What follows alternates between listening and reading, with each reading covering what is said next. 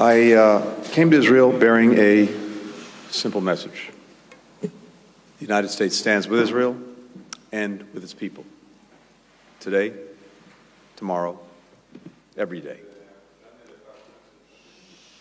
In my meetings with the Prime Minister, with President Herzog, with the ministers in Israel's newly formed national emergency government, we discussed in detail what Israel needs to defend itself, its people, and how the United States can help to meet those needs.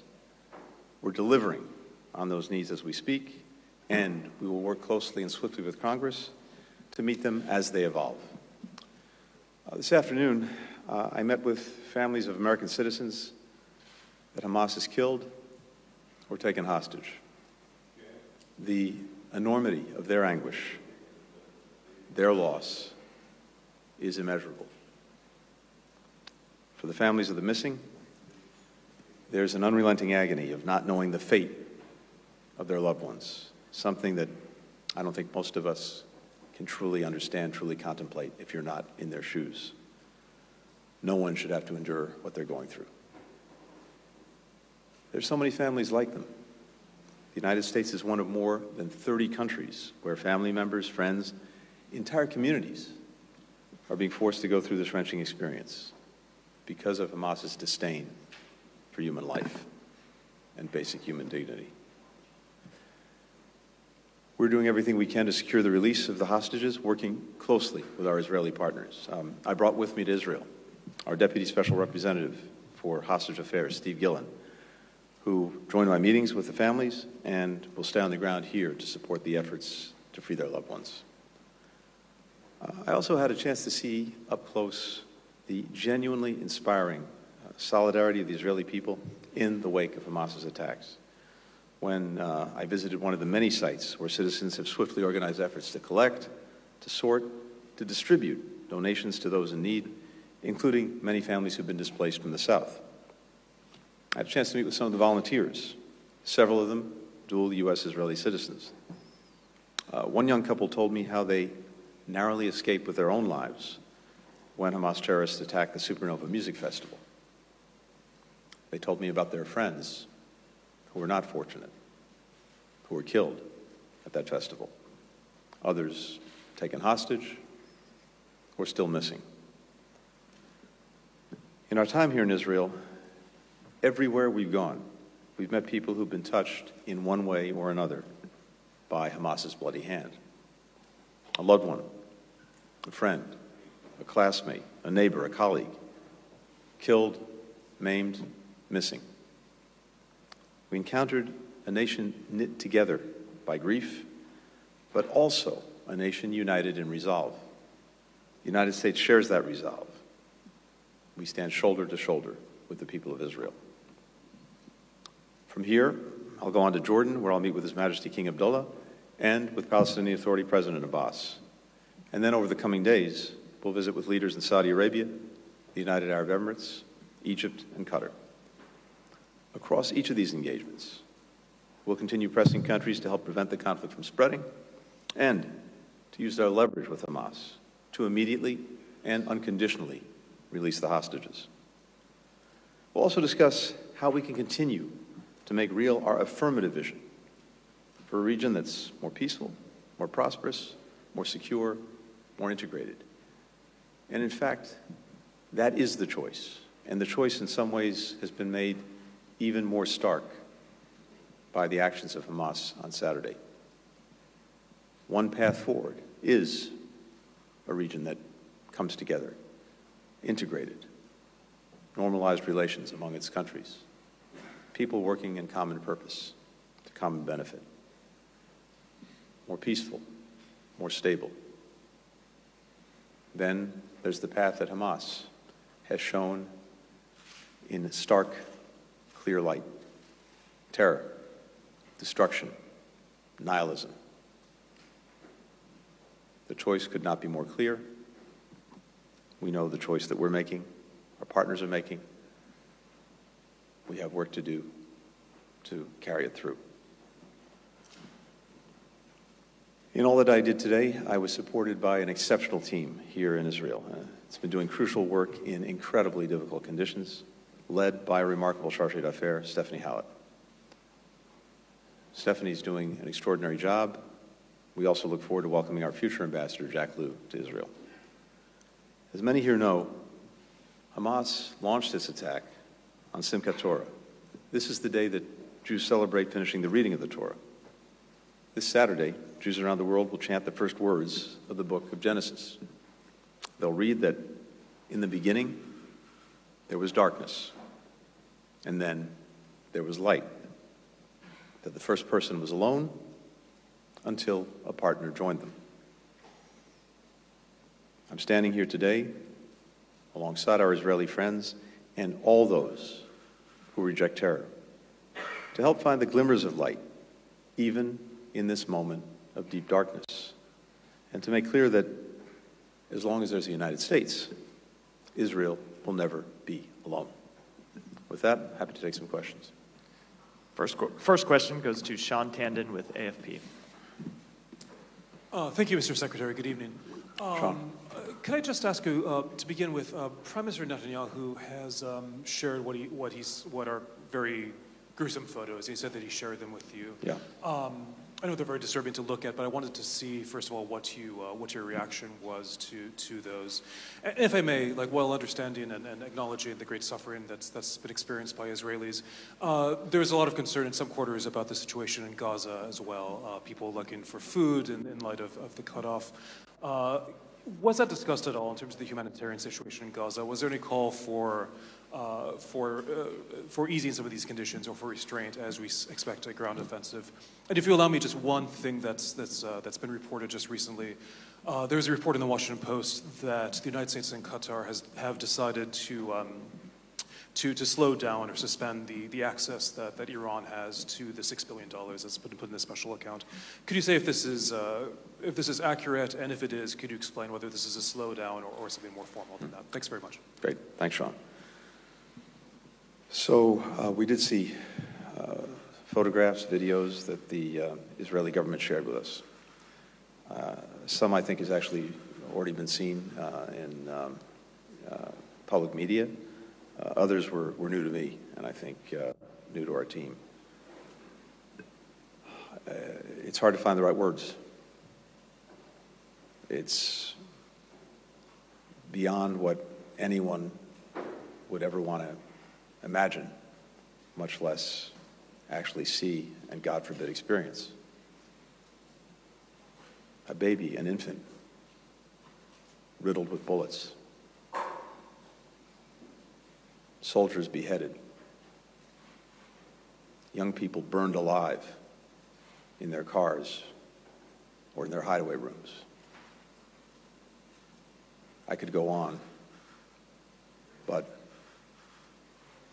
it's simply depravity in the worst imaginable way.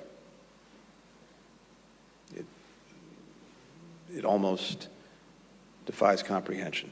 And as I've been saying, to me, in the most immediate future, harkens back to ISIS and some of the very things we saw when it was on its rampage that thankfully was stopped. So I think for any human being to see this, it's really beyond almost anything that we can comprehend, digest. And I just add that when you see this, you try to imagine, maybe not try, you can't help but imagine yourself, your family, your loved ones, your friends in that situation, in that predicament. And maybe the best word for it for me is overwhelming. I think what it's done is, as I said, united a country in profound grief, but also united a country in resolve. And it's imperative that the rest of us share that resolve. I said this earlier. This is a moment for moral clarity. This is a moment where everyone needs to make clear that there is revulsion, disgust, and a determination not to allow this to go forward. So, images are worth 1,000 words. These images may be worth 1,000,000. On the humanitarian situation in Gaza, I think it's first important to remember a fundamental issue that makes this complicated. Hamas continues to use civilians as human shields, something that's not new, something that they've always done, intentionally putting civilians in harm's way to protect them, to try to protect themselves or protect their infrastructure or protect their weapons. So that's one of the basic facts that Israel has to deal with. And of course, civilians should not be used in any way as the targets of military operations. They are not the target of Israel's operations. We did discuss ways to address the humanitarian needs of people living in Gaza, to protect them from harm while Israel conducts its legitimate security operations to defend itself from terrorism and to try to ensure that this never happens again. We also talked about possibilities for safe passage for civilians who want to leave or get out of the way in Gaza, and that's a conversation, a discussion that we will pursue in the coming days, including with some of the countries that we'll be visiting. So this is important, and this is an area for focus. With regard to the $6 billion, first, again, it's always worth repeating the facts because, unfortunately, the facts get lost along the way. The money that Iran accrued in bank accounts, in this case in South Korea, for the sale of its oil was done pursuant to an arrangement established by the previous administration, the Trump administration. None of the funds that have now gone to Qatar have actually been spent or accessed in any way by Iran. Indeed, funds from that account are overseen by the Treasury Department, can only be dispensed for humanitarian goods, food, medicine, medical equipment, and never touch Iranian hands. We have strict oversight of the funds, and we retain the right to freeze them. Next question goes to Gil Tamery with Channel 13. Mr. Secretary, thank you very much. Gil Tamari, Channel 13 as well. The President compared rightfully Hamas' horrendous massacre to ISIS. Can you provide assurance to Israel that the Biden administration will not attempt to halt Israel's effort until the goal of eliminating Hamas from Gaza is completely achieved, regardless of how long it may take? And with your permission, second question, if Hezbollah opens a second front in the north, can we expect that, if needed, the U.S. will use its military assets in the region to fight against Hezbollah together with the IDF? Okay. Thank you. With regard to the first question, the President's been very clear. I've been very clear. We stand with Israel. We stand with Israel in its determination to defend its people, defend its country. We stand with Israel in its determination to do everything possible to ensure that what happened on Saturday never happens again. And in that determination, we are, of course, as you know, providing assistance as requested by Israel for its efforts. That will continue, and we're working closely with Congress to make sure that Israel has what it needs to do what it must. With regard to the second front, as I mentioned earlier, it's our determination and that of Israel as well that there not be a second front or a third front. And we are working as hard as we can, working with other partners in the region to try to ensure that that's the case. The President has also been very clear, President Biden. He's been very clear that no one, state or non-state actor, should try to take advantage of this moment. And he's backed up that warning with the deployment of our largest carrier group, the Gerald R. Ford, as well as, again, making sure that Israel has what it needs and that we also have appropriate assets in place. Beyond that, I'm not going to speculate on future events. For the next question, Ed Wong with the New York Times. I thank you, Secretary Blinken. Many people have likened the horrendous violence by Hamas to the attacks of 9/11 in the U.S. As you know, the U.S. earned lots of goodwill after those attacks, and there were many expressions of solidarity for the U.S. from around the world. But soon afterwards, the U.S. squandered that goodwill when it began its invasion of Iraq. And now, decades onward, in retrospect, many people think that the most lasting consequences of 9/11 were the two wars that many Americans deem were disasters in hindsight. And so I wonder what lessons might you have for Israel as a friend of Israel, looking back at the aftermath of 9/11? Second, I wonder whether your team has an assessment of what Hamas's goals were in carrying out the attacks and whether it has gotten any closer to those goals with these attacks. Right. Thanks, Ed. First, let me say this with regard to 9/11. If you look at this in proportion to the size of Israel's population, this is the equivalent of 10 9/11s. That's how big and how devastating this attack has been.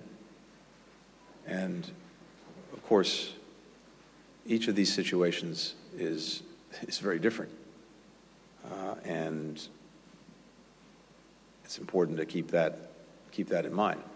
Of course, we're always trying to draw the lessons from past experience, as they may or may not be applicable to what we or our partners are doing now. And of course, we are in very close conversation with Israel about the work it's undertaking, as I said, to make sure it can defend itself, defend its citizens, and to the best of its ability, ensure that this doesn't happen again. Those are the objectives. And again, I'll leave the operational details to Israel and simply say again that as we have these discussions, we're looking at past experiences, including many past experiences more immediate to this challenge, including in Gaza and including in the region. With regard to the goals of Hamas, I think that is a question mostly on which I could speculate, but not give you any kind of clear, definitive answer. There are a number of possible explanations. We have not heard from them what their goals are. And I have to tell you that in many ways, the simplest explanation may be the most compelling. This is pure evil. There may be second or third order interests. For example, I've noted this before.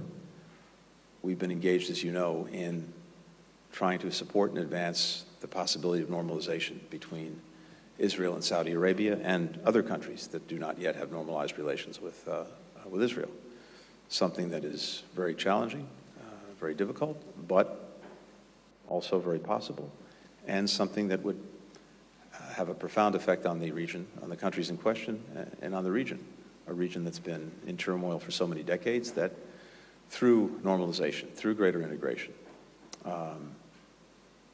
then has a path to much greater stability, much greater peace, much greater opportunity for everyone in the region. Now, who opposes normalization? Hamas, Hezbollah, Iran. I think that speaks volumes as well. And the final question goes to Christine Renawi with Al Arabi News.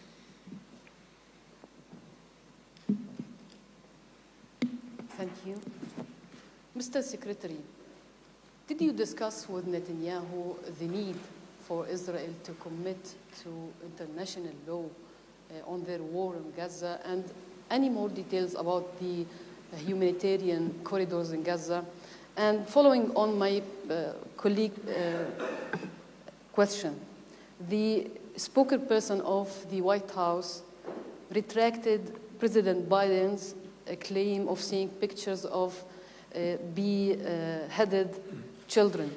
But today, you mentioned in your press conference about the babies slaughtered and the woman raped. Did you see the evidence of that? Thank you. Okay, thank you. To the first part of your question, I think you've heard the President address this. I've also addressed it in different ways, which is to say this. For democracies like the United States, like Israel, it's vitally important that we respect and follow international law, humanitarian law, the law of war as applicable, and it's a standard that we hold ourselves to, and it's a standard that we look to, including if and when we fall short of it.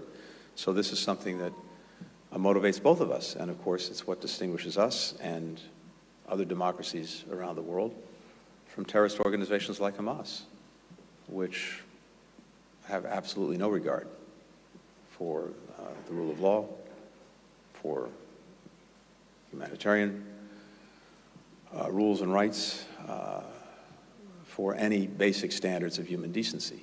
On the contrary, as we were discussing just a few minutes ago, they quite literally and deliberately target civilians, and not just target civilians, target them in the most inhumane ways possible, and at the same time use them as human shields. So that's a profound distinction between our countries and a group like Hamas. When it comes to the photographs, the videos, I described what I saw today.